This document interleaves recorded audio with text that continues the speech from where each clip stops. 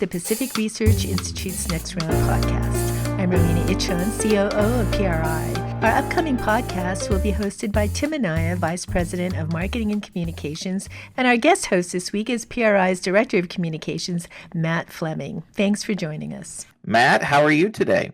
I'm good.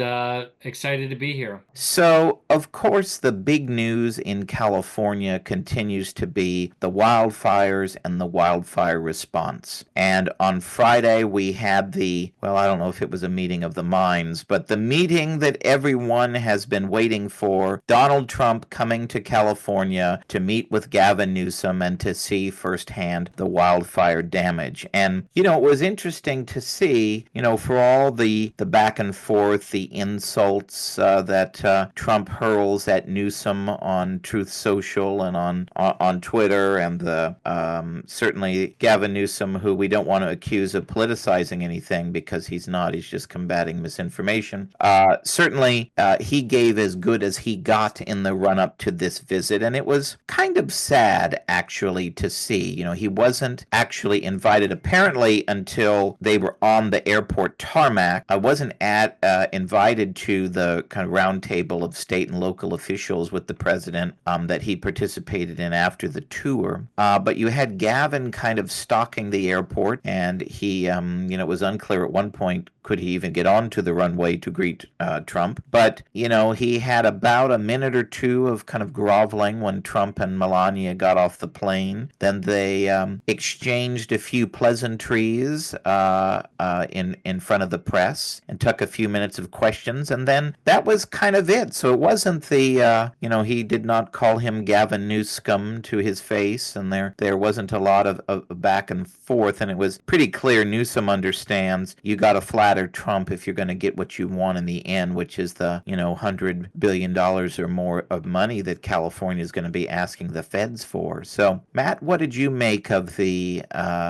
meeting we've all been waiting for? Be our body language expert for us. Well, I don't know if I could speak to their body language, but I agree with you that it was disappointing on the run up to this. I think more than anything, especially people who have been affected by natural disasters, just want their elected leaders to get the job done and work together, put aside differences. It shouldn't be too much to ask. It was standard up until a few years ago, and it was good to see that Gavin Newsom and Donald Trump, two people who are equally combative and two people who are polar opposites of each other policy-wise. It's good to see that they could come together for the good of the people who this should be about, which are the people of Los Angeles who have been affected by wildfires. So then after the airport encounter, the drama shifted to Trump took a helicopter tour of area, and he said, it's like we haven't seen any destruction like that really since World War II, and I bet some of what he saw kind of was like that. And then the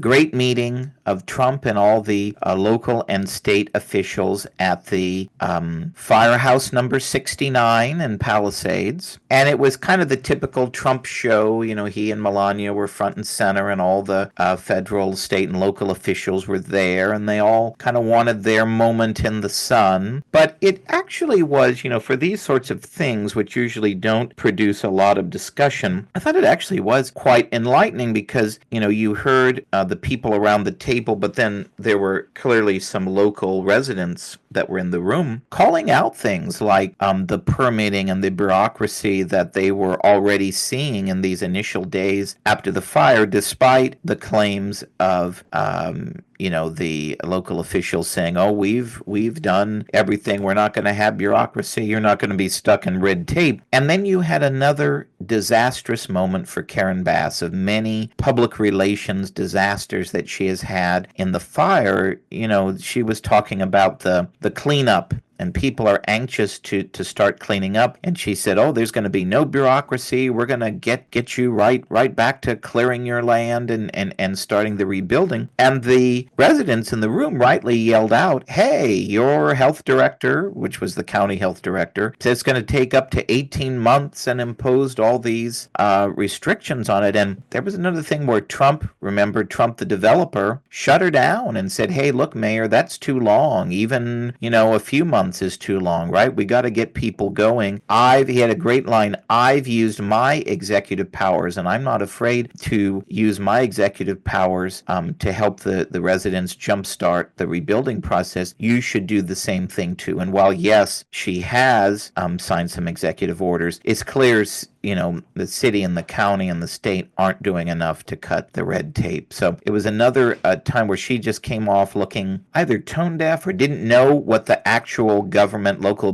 government bureaucrats were saying to residents. And, it just was not good in her image recovery efforts. So, Matt, what was your takeaway of the great roundtable discussion? I saw the same thing you saw. It did remind me that right after the first fires kind of swept through the Palisades, the Los Angeles Department of Health, one of the first things it did was ban the use of blowers so that you couldn't clean off, the residue and the smoke and the debris with a blower, lest it push more stuff into the air, which is already very toxic because of the wildfires. And then they moved to not being able to remove any sort of you can't clean up your site until you've had an environmental inspection come out, which, Lord only knows how long that takes and how much that costs. And then Gavin Newsom put a moratorium on selling your property from disaster sites so that developers can't come in and develop. And, it didn't surprise me that Karen Bass looked out of touch, because it just feels like the county of Los Angeles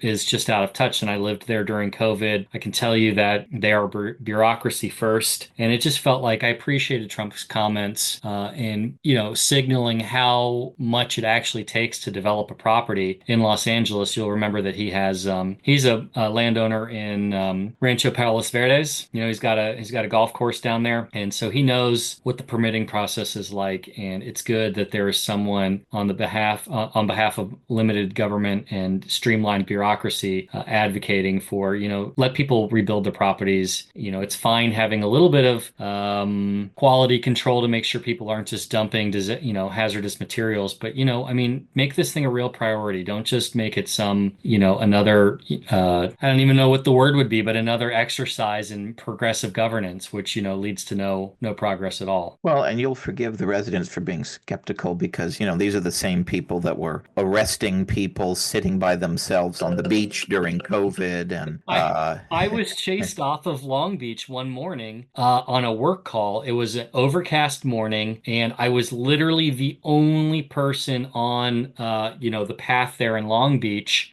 making a work call. The only other person there, of course, was the police officer who was telling me I had to leave. Yeah, I can agree with you that people are probably really skeptical that the government is serious about getting itself out of the way. So it was interesting to see, one of the main topics that came up was water. And the president, in advance of his trip, was tweeting a lot about, well, there's this supposed water source from the Pacific Northwest that we could just turn on and, you'd have all sorts of water coming down to Southern California to help fight the fires. And, well, yes, he is right in that water infrastructure has been held up in bureaucracy, a lot of bureaucracy from Gavin Newsom's own appointees for years, natural resource concerns. It's what I talk about in my book. It's the California way, right? We're focused more on these sort of environmental concerns and insider concerns than, well, we need to provide a sufficient water source for the health and safety of Californians and to keep the economy going. And so, yes, we need to do more on water infrastructure, but it's not going to be a snap of a finger. Now, I will say, as we documented, in our CEQA Gauntlet project, all the federal bureaucracy and state bureaucracy that's involved to build anything, and it hinders wildfire projects and also hinders water infrastructure projects. And Matt, I know you've been following. Trump actually took some action to hopefully streamline some of the bureaucracy that's been holding up the construction of new water infrastructure. Yeah, so there's been this long-standing fight, and I'm sure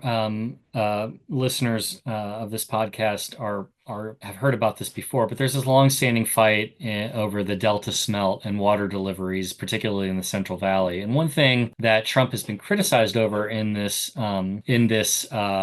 debate over Los Angeles and water is that the Delta smelt doesn't necessarily directly affect Los Angeles in the way that he makes it out to be. Having said that, there is this attitude of indifference towards building new water storage projects, which you just highlighted. That certainly is part of the problem. I mean, one of the problems in fighting the Palisades was that there wasn't enough water. The water pressure in the fire hydrants wasn't strong enough because it wasn't built, it wasn't stress tested and built for, to be used during times of normal usage. With the Delta smelt and water deliveries through that region, would that have helped the problem? I don't know, but I do know that it's all part of the same problem in that they're just not building enough. There's just not enough water. And so Trump did sign an executive order yesterday, Sunday, to overrule the objections over the Delta smelt, which is an endangered fish. That would, I think, primarily though benefits ag, farmers in the Central Valley. Some of the water does trickle down to Los Angeles, but it is nice to see that he is. I don't see how this can't encourage the state to get more serious about solving problems, because it's clear that if they don't, Trump will. So one other thing that always struck me too, and this is sort of a side point, but I was thinking this when you were talking about a lot of the environmental reasons that hold up projects. One thing that always struck me as strange when I first moved out to California is one of the other things that holds up these projects, like the dams for sites in Temperance Flat, is a lake a man-made lake from the dam needs to have an appropriate recreational use. And if it doesn't have an appropriate recreational use, then it'll be held up until it does. And again, going back to my point about the Los Angeles Department of Public Health, it just seems like so often these side issues are dominating something. We need water to live. Having a place to jet ski is great. I've enjoyed my time in Folsom Lake and Lake Almanor, but to me that's a secondary issue that shouldn't hold up the appropriate goal of getting enough water to raise crops and to live. That's right. One other thing that I thought has been an interesting part of the discussion here with the wildfire response, of course, is California's growing crime problem. And we saw, looters were going into the affected area basically as soon as they could get in there. And it's been refreshing to see. Maybe it's a sign of things are changing post Prop 36. But it's refreshing to see the new district attorney of Los Angeles County, Nathan Hochman, who defeated George Gascon, who basically didn't prosecute anybody, to say, hey, we're not messing around on these sorts of things. We are going to be taking it seriously, and we are going to prosecute you if you go in and basically make the people suffering even worse. And I know you've been following. There's been an interesting effort at the federal level to add some additional federal penalties to those who would take advantage of a natural disaster like this and start looting. Yeah, it was really interesting, actually, especially because we hear so much in California from California Democrats how any sentence enhancement or new crime classification will just, flood the prisons and affect, communities of color. And I saw that George Whiteside's a very new congressman who's just sworn in, representing the northern Los Angeles area of Palmdale and Santa Clarita, the unseated a Republican there. He partnered with Ro Khanna, who's from San Jose, I believe, but certainly the South Bay area, up in the San Francisco Bay Area, introduced legislation that would make looting during times of a disaster a federal crime. And, that stood out to me, because we haven't seen a lot of sentence enhancements or new crimes from Democrats, as I mentioned. But also, Ro Khanna has a dyed-in-the-wool progressive, big Bernie supporter, also not in really an affected area. It's interesting to see him sort of take a more, I don't want to say right-leaning position, because I don't think public safety has to be a right-leaning position, but certainly a more moderate position on public safety, coupling that with the fact that you'll remember he came out in support of Elon Musk's DOGE effort to clean up, promote government efficiency in the federal government. He actually supported that and came out as a big supporter of it. So he's interesting to watch. And I know as a longtime watcher of politics, I'm kind of curious what you thought about Ro Khanna as a figure. He's He's an interesting guy. He seems to me, yes, he's, pretty far left, but he lives in reality, and he seems to very much have the pulse of what's going on in politics in California. And so the things that he talks about, he's not a political hack reciting talking points. He's may agree or disagree with his proposals, but he's not afraid to have a serious policy discussion and to kind of focus on what's a reasonable solution. And so, that's a man I imagine, well, you could make a deal with someone like that, because he's so much of our politics today, right, is you're not singing from the same hymnal of just here's how it is, here are the facts, here are the basics. And he definitely, I think, is living in reality. And I think he also responds to, here's what the voters are saying. Here's what the voters made clear on crime, and especially, these issues of retail theft and looting and such in the wake of the passage of Prop 36, which over 70% of the vote passed in every county overwhelmingly. So he's definitely an interesting guy to watch on any of these sorts of issues. And, it's refreshing that you see him, saying that and, offering something that is, useful to the discussion, not what we're seeing from Sacramento, which is a bill announced today that would be a proposal that would, allow insurers to sue oil companies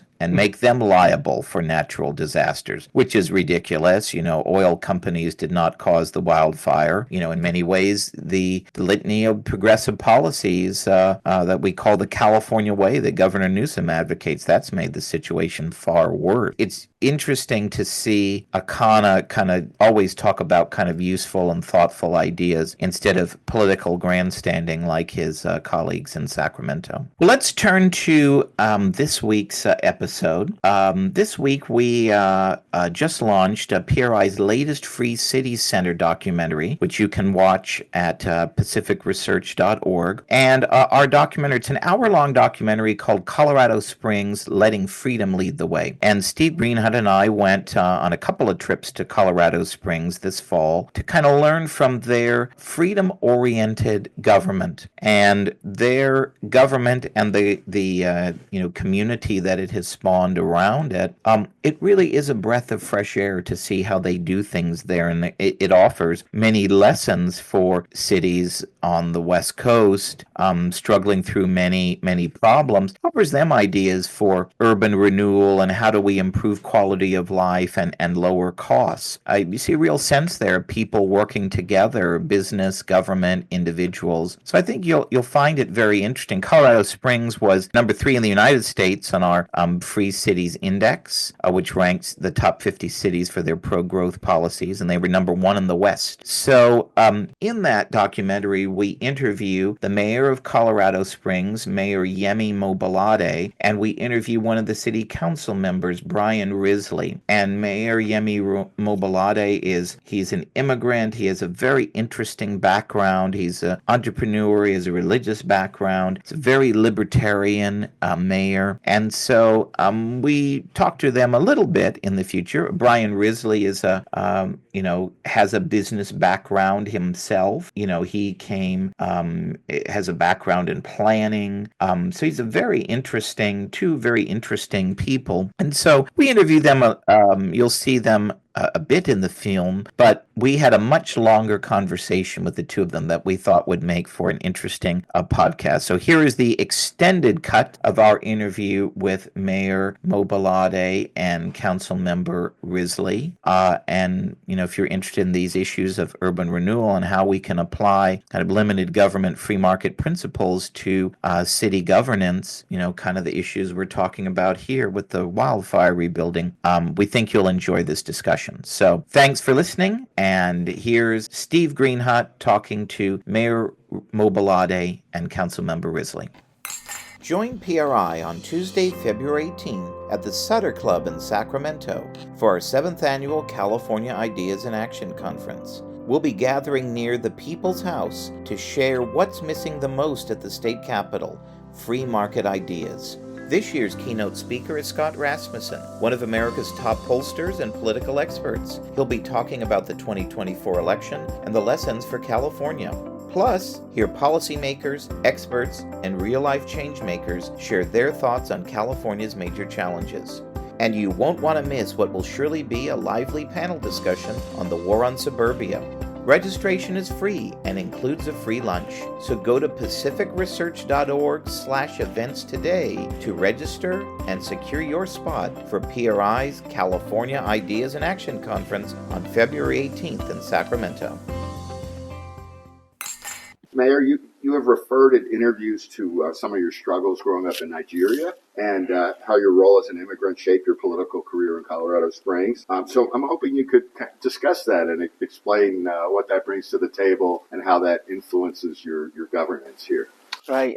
As a young kid in Lagos, Nigeria, I talk about growing up as a misfit, even in my own culture, and that emotional dissonance that I felt and conflict even within my own culture. I've always been, the way I'm wired, the way God created me is one that I always question things. I always want things to be better. And so there were a lot of butting heads with my dad and even my own culture. But ultimately, I feel like that's where my own superpower comes from. The ability to wrestle and handle a number of beliefs and cultures and trying to figure out which way is north, and the ability to connect with so many different types of people and cultures.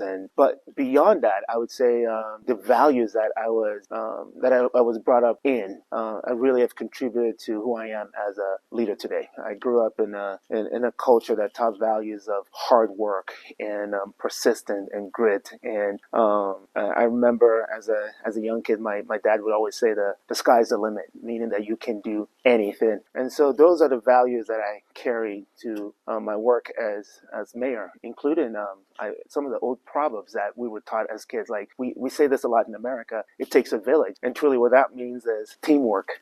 Some of the best ideas and best initiatives require a team and a healthy. One thing that keeps coming up in our interviews is people say that Colorado Springs, the government and the business community, the military, that there's a very collaborative nature. Yeah. Can you address that and why you think that is? Absolutely. I do think I'd be interested to hear the council members' perspective on this too. But I really truly believe this is one of our superpowers as a community.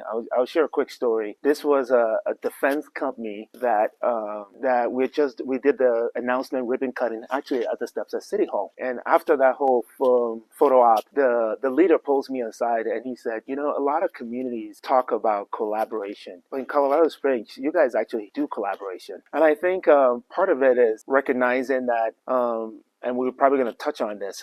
We're a city that has limited resources. And so it forces you to be creative in terms of how you get other things done. And so in the absence of just having endless amount of resources, we have to dig deep and go, okay, how do we move things along? How do we make things work? And so we look at each other and we work hard to ensure that we're talking, we're collaborating, we're working well together so that we can achieve those successes that other communities have as well. And Councilman, would you address that whole collaboration? And you said you were maybe explain that you're from here and that you're an at-large councilman and then what you've seen over the years in terms of collaboration. Sure, yeah. So I'm a native of Colorado Springs, born and raised in Black Forest, which is the kind of northeast part of town. And I'm approaching my second year of service as an at-large member of City Council, so representing really the entire constituency of Colorado Springs. In terms of collaboration, I think the mayor really hit on a key point, which is that because local government is intentionally constrained financially, we have to rely on our partners in private industry and even in the nonprofit sector. And I think what that does is it causes the city to be very hyper-focused on the core components of what local government should be about: public works, public safety, parks and recreation. We don't get into the weeds, so to speak, when it comes to building housing or managing other aspects. We don't do a lot of social programs, social services programs. And so by focusing local government on those key sort of core things that government, in my view, should be doing, it does drive this necessity to collaborate with our partners around the city. And so I think that's a piece of it. Right. I also think that Colorado Springs just generally has always been or attempted to be a place of collaboration and a place of sort of pulling together with a common vision. We're blessed in that we are not highly divided or divisive or highly partisan. And I think when we see that start to happen, we those of us in leadership sort of bristle at that, that we don't want to become that. We don't want to become this divisive community. We want to be really focused on finding solutions together that work for the majority of residents. And if I can add to Council, what he said really triggered something else. He is absolutely right. I think about the 90s and some of the not so great times of our own history, and that came of a lack of collaboration. So I think we've also learned from our mistakes. We know what works, we know what doesn't work, and he is right. When we see that that kind of divisive nature begins to creep in, we've been there, done that. In fact, sometimes I joke that what's happening sometimes on the federal level, yeah, we've been there, done that. It doesn't lead to any kind of meaningful progress, and so we are relentless in collaborating because we know the difference between what it looks like to not get things done and to get things done. And getting things done for us comes from strong collaboration. Right. Now, you come out of a kind of a nonpartisan background, right? You're Yes, sir. Independent. Yep. And the city traditionally has been more conservative Republican. Right. And we've talked to conservatives and liberals, and they all like you, seem to like you for the people we've talked to.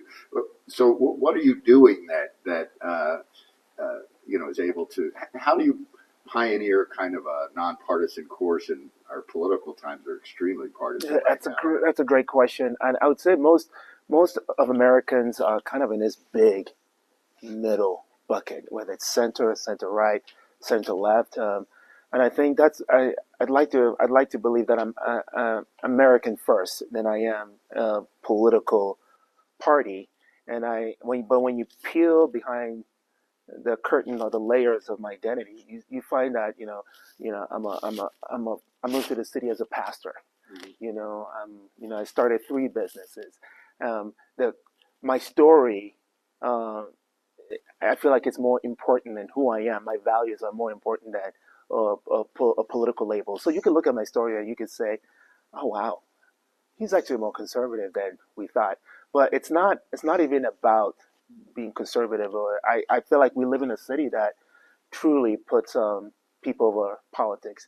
And if you want to actually understand the essence of the politics of Colorado Springs, is actually not Republican or Democrat. Do you know what it is? We're actually more of a libertarian community. More than I can't, and I need to research this, but somebody once told me that the Libertarian Party actually has its roots in this city, and potentially it was even incorporated in Colorado Springs. So at the core of who we are is a libertarian community, a community that champions free enterprises, is a community that is about limited government and not excess spending and good stewardship. And that's the essence of who Colorado Springs is. And so if that's who you are, there is room for you in the political arena. Yeah, and my connections to Colorado Springs was through the newspapers, which used to be owned by a libertarian chain. And, oh yeah. So there's definitely, I think that's an important point. And now, can you talk maybe about? Let's talk about some specifics. Go to you, Councilman, about housing. We were talking about housing before we started the interview. What's the city done in terms of promoting housing development? How hard, and if both of you can address that, how hard is it to permit a new subdivision or a multifamily project here? Well, those are great questions. I would say, as an architect, which is my background, and I am still working full time. Yeah, yes. I've worked in a number of jurisdictions really all across the western U.S., and I can personally say that Colorado Springs, El Paso County is one of the most business friendly when it comes to trying to break down the barriers, streamline the processes, remove some of the bureaucratic red tape, and allow projects to move forward as quickly and painlessly as possible. We do hear that from a lot of the businesses that choose to locate here. A few examples, the building department, in collaboration with the chamber and EDC, has what we call a rapid response program. Mm-hmm. So if a company wants to locate in Colorado Springs, and they, for most businesses, all businesses, I would say, time is money. And so if it's going to take 18 months to get from square one to opening a new facility or standing up an operation, 18 months in, city ABC and 12 months in Colorado Springs, obviously they're going to gravitate toward a place where they can open their doors faster. And so we really have done a lot of things to intentionally remove those barriers and try to limit the amount of regulatory oversight and process that's involved. So with this rapid response program, a client or a company could come to the chamber and say, I want to relocate to Colorado Springs. They could be given a designation to fall into this rapid response category. And then everybody from the planning department to public works to the building department knows that this is a priority project and does whatever they need to get the roadblocks out of the way and move the project forward rapidly. And Mayor, can you adjust what do you have on your agenda? Or do you have some ideas for further, enhancing these kind of deregulatory efforts or any kind of agenda? Absolutely. Yeah. What the council member is talking about is it's a program that we actually, the economic development partners help administer. And he is right. We literally cut the process in half. So the time, speed to market in half. And housing is a top priority of ours because it has an impact on economic growth and opportunity. We live in a proud military community. When I visit all 5 military installation bases, housing is one of the top needs. And so you can see that. I often say that it's now a matter of our nation's security, because when soldiers are worried about where they're going to live, now they're distracted from mission. So we want to ensure that we're doing our part to ensure our nation's safety. Now, the city is not a housing developer, and council member mentioned that. One of the things we do well as a city is we all have clear roles and responsibilities and boundaries around who does what. Now, my job is around health and safety, around developments, because when things are built, the whole city is dependent on the built environment. But when things are built, we have to ensure that lives are not hurt with development. So there's a fine line between health and safety and just red tape. So it is our job to ensure that those decisions are about the health and safety and not about red tape, because sometimes it's easy for government to grow unintended. But we want to make sure that we're removing barriers while protecting the health and safety of our community. So that's one way that shows up. The other way too is while I'm not I'm not a builder, I have a bully pulpit to be able to shine light on the needs and the issues and to hopefully stimulate others to be a part of the solution. And I'll end with one of the really amazing trends we're seeing in Colorado Springs, and it's actually the faith communities stepping up to be a part of the housing solution. There's 4 churches now. One of them just opened the housing units, multifamily housing unit. There are 3 other churches looking at using excess church land for housing project. So I get to stand in front of pastors and help encourage them to step up to the plate and be a part of the housing solution. We don't have to do it, but we can encourage it. We can create incentives, and we can also remove those barriers so that we can increase speed to market. Okay. And Mayor, you were saying you didn't move from Nigeria to Colorado Springs. You were in other cities, right? Yes. Where were they? And do you have any lessons from what you've learned in other places? You did spend some time in California. I did. I spent about 9 months, almost a year in California, and then I decided that was too west. I needed to come back a little further east. So I spent about 14 years in northern Indiana. So that's where, when I immigrated to the country as an international student, I went to private liberal arts university, and I spent about 14, 15 years. I worked in manufacturing. That was my career out of college. I was in quality control. So things that I learned in the arena of quality control have stuck with me till today. For example, every problem demands a root cause analysis and a corrective action. That's a world of quality control in terms of not making the same mistake. And so those are things from the manufacturing world, which is all about precision and excellence, that I find myself bringing to my leadership here as mayor of this great city. Okay. And you were saying, Councilman, that you have a land use planning background. And have you done work in other cities? And I'm just trying to get a comparison what it's like, doing major projects here versus maybe some other cities you've worked. Yeah, absolutely. So I can give you a few examples. One recent one, we're doing some work in Hawaii on a big land development project. It took 7 months for the state of Hawaii to make one simple decision about a master plan, general plan is what they call it. Here in El Paso County, that same decision probably would have been made in about 3 weeks. So just to give you an idea of sort of the time scale that we're talking about. So professionally, I certainly do have quite a broad experience in land development as well as architectural design and building design. But also, I served on the El Paso County Planning Commission for a number of years and was the chair of that body for a period of time. And so seeing whether it's a rezone or a variance or some other land use matter or annexations, I've been on all sides of that as both now an elected official as well as a consultant in the private sector, and certainly as the chair of a planning commission, you see from a different perspective the issues that come forward on any of those land use matters. And Mayor, and also Councilman, we were talking with different community activists, journalists, who were talking about how the city was kind of in a mess in 2012. And I guess, and then they moved to the strong mayor. Right. Could you address how you think the strong mayor has worked and whether you think that is what helped improve the financial condition or anything you want to discuss about that time in the city?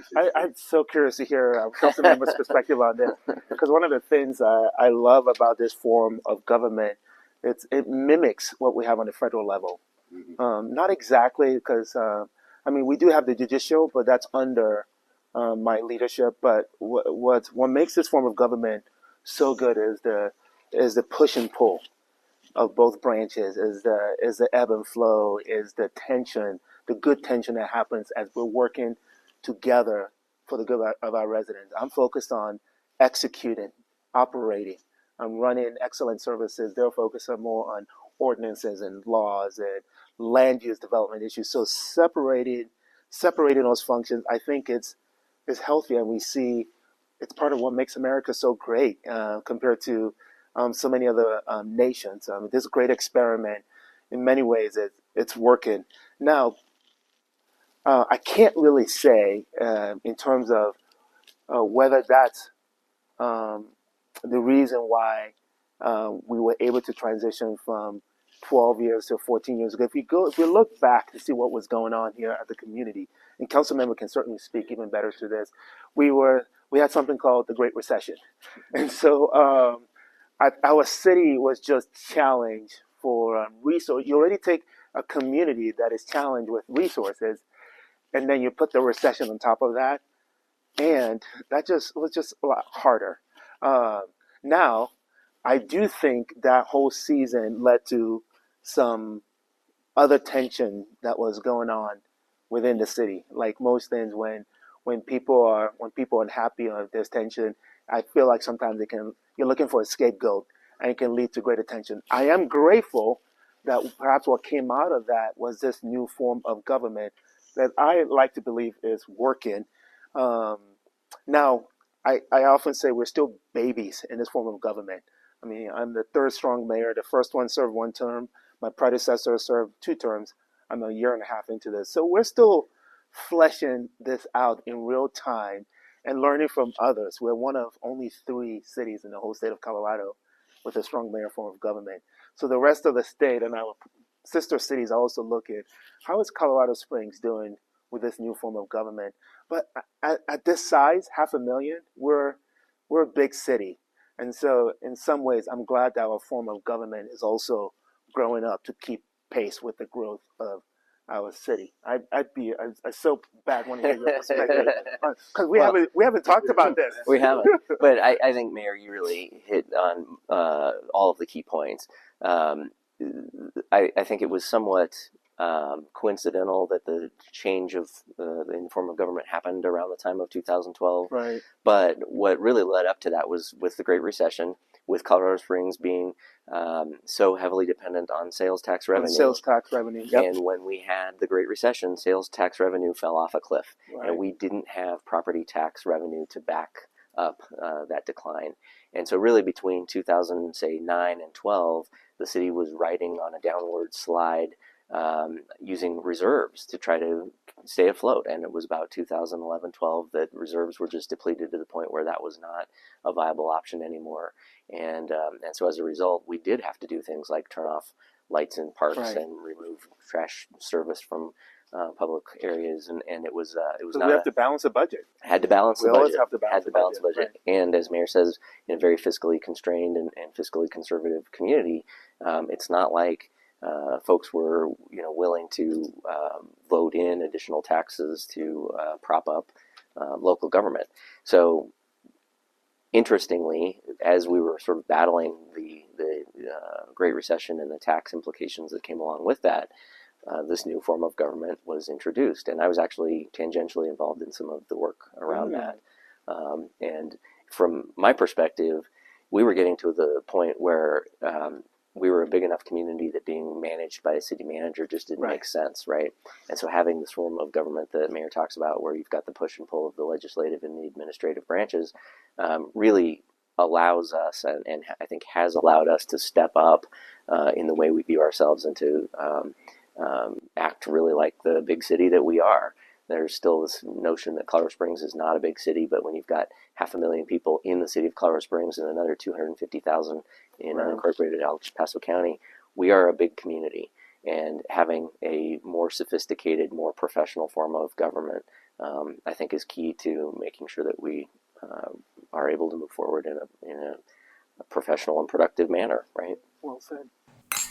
We'll get back to Next Round in just a moment, but first, are you getting PRI's regular email updates? If not, go to pacificresearch.org and click the sign up button at the top of the page to get the facts you need to fight back delivered every week to your inbox. Every week, PRI sends you what you need to know about what's going on in Washington, D.C. and Sacramento, and gives you the free market ideas needed to save our state and our nation. By going to pacificresearch.org and clicking the sign up button, you can sign up to have Policy Alert, our weekly roundup of all the best ideas from PRI scholars delivered to your inbox. Or you can sign up for event updates so you're the first to know when PRI is coming to your community with great events.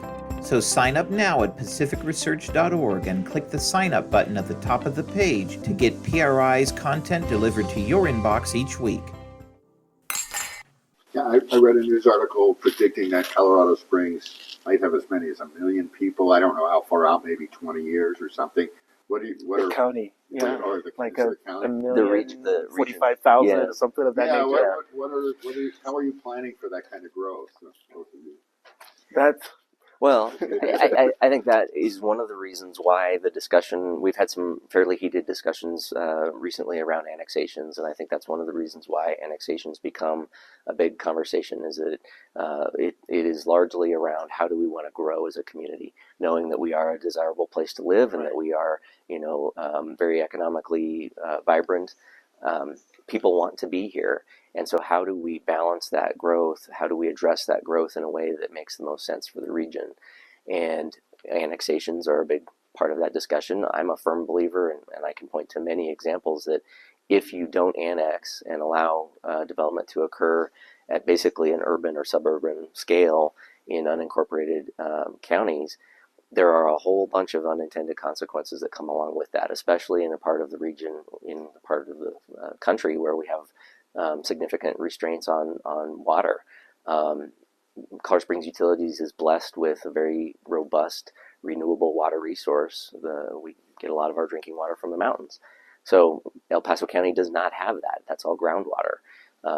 That said, El Paso County has one of the most restrictive groundwater requirements of 300 years. They have to prove 300 years of reserves for a development to go forward. That's 3 times the state, which is 100 years. But what happens in 100 years? What happens in 300 years? And so rather than allowing development to occur in unincorporated El Paso County, I feel pretty strongly that we ought to encourage annexations and allow that development to occur in the city on renewable groundwater and other renewable utility infrastructure. And that's one of the things that the council member is teaching me. He's not sitting down to teach me, but something I'm learning is that if growth is going to happen. I mean, even during my campaign, I remember using the analogy of being a parent of 3 young kids. They're going to grow. The question is not if whether or not they're going to grow, is how to affect good growth. And because Colorado Springs is such a desired city, number 1 most desirable city in the United States by U.S. News and World Report, number 3 best city to live by U.S. News and World Report, number 1 most neighborly city by Neighbor.com, number 3 best city for college grads to move, and the rankings go on and on and on. Okay, so it's not a best kept secret anymore.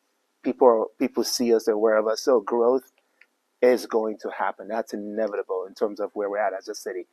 Now, we can either let it just happen, or we can help manage it to ensure that we're growing well. And now it ties into the analogy of how we raise our kids to ensure that they grow up to be productive and great citizens of our great nation. And so growth is going to happen. I'd like to believe that that's why we both ran, is to help shape the kind of future we want for the next generation.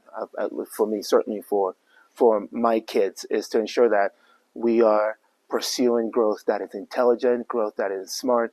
Neither one of us wants growth that is just silly and aimless and without good thought. But we want to ensure that we are growing well, and that's why, in part, I'm in public office, is to affect good growth of our city. And the councilman and I, we were talking a little earlier about in California, a lot of the cities are so growth controlled that's why we have median home price statewide like $900,000. Exactly. And in the coastal communities, it's well over $1 million, and it becomes impossible to have a family if you can't afford a place. So I assume when you talk about managing growth, you're not talking about constraining it. Absolutely not. Yeah. It's about growing with intentionality, and it's about being smart in the way that we grow. It's about being strategic in that growth. And I think one of the things that government can do and that we really focus on is trying to remove those barriers like we've discussed before, because what that will do is if the cost to develop is brought down, then obviously the cost of housing can be brought down, and the more supply that's brought on the market obviously balances that demand. And we're actually seeing that happen successfully right now, where local rents have stabilized and actually declining slightly. We don't want them to drop off a cliff, and I don't think they will, but we're seeing the benefit of allowing the market to just do what it needs to do. The market to do what it needs to do. It's all about that supply and demand. And again, where the government can help is to get out of the way and let it do what it does. And again, try to remove as many costs and obstacles along the way as possible. And do you two have thoughts on Tabor and how it's Taxpayer Bill of Rights and how it's impacted your running of the city? I'll go first. I'd say most Colorado Springs residents, and most Colorado residents, frankly, but Tabor was birthed from this great city of ours. It was a local resident that instituted Tabor, and the Taxpayer Bill of Rights, in terms of the essence and the value of what that brings to our state and our city, everyone's on board. We believe that it's important that we need to limit government spending and ensure that it's not frivolous. We need to ensure that our voters and our residents have a say in any kind of tax increase. Those are things that we all believe in and we're all proud of, and we want to ensure that that doesn't leave, that stays. Now, the nuances of Tabor in terms of how, in my role as mayor, how we're able to keep up with pace of the growth of our city, that gets really tricky. And so one of the ways, because there's a cap on spending, and it moves with inflation. And when we go back to what was happening in 2009 to 2012, and having to turn off street lights, and so Tabor made it hard for us to get back out of that hole. And so we have been getting out of the hole. Thankfully, we're in a better place. But one of the creative ways that we've had to still pay for the things that we need, like good roads and our public safety is funny enough, is within the spirit of Tabor. We go to the taxpayers and we say, hey, your city doesn't have the money to repave its roads. I'm not kidding. Would you be willing to say yes for a tax increase for 5 years? Let's see how it goes.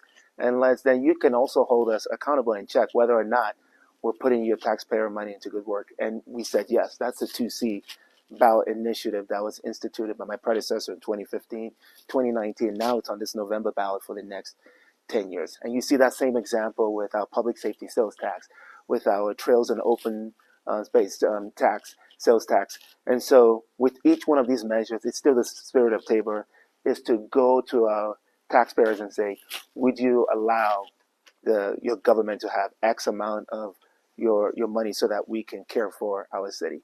So Tabor, the spirit of Tabor is alive and well. We love it, but it does have its challenges in terms of the city's ability to just keep pace with the growth of our city.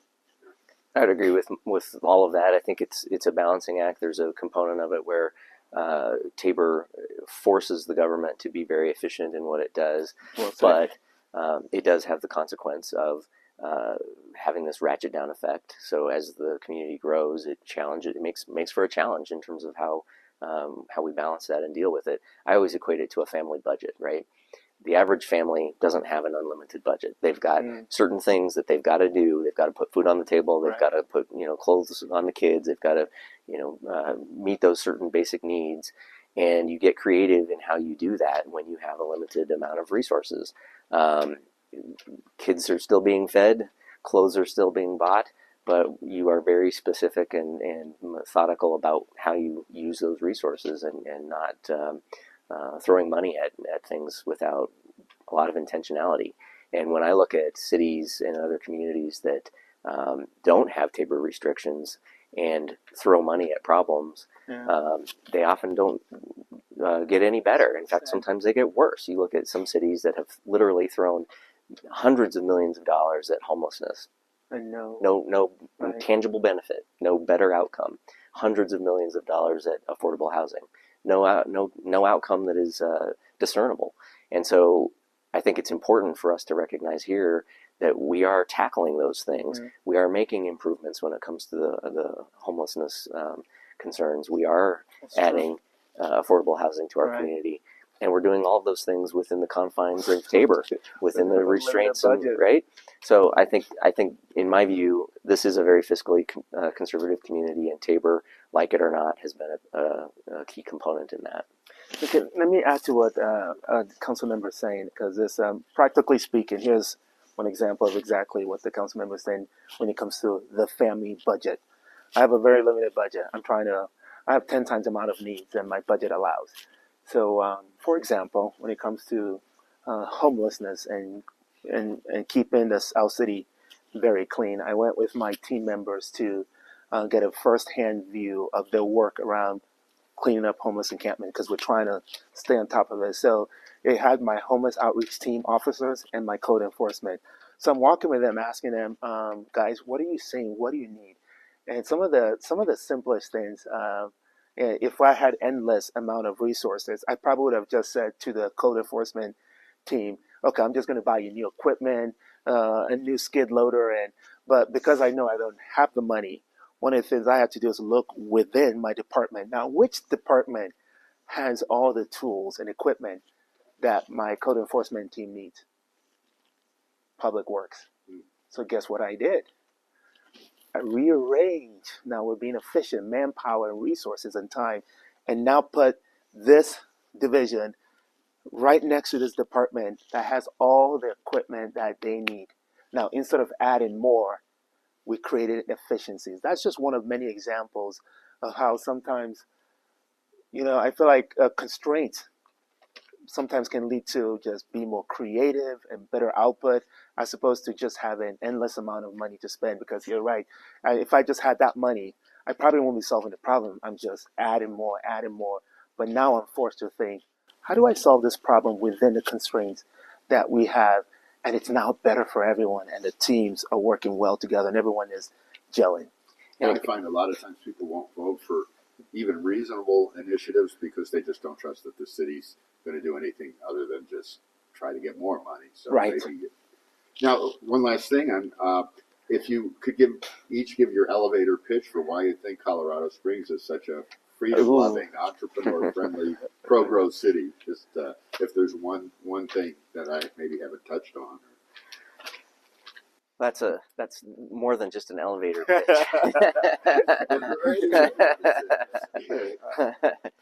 I think, to me, the magic of Colorado Springs is that we know who we are as a community. We know who we've been as a community. We know that we are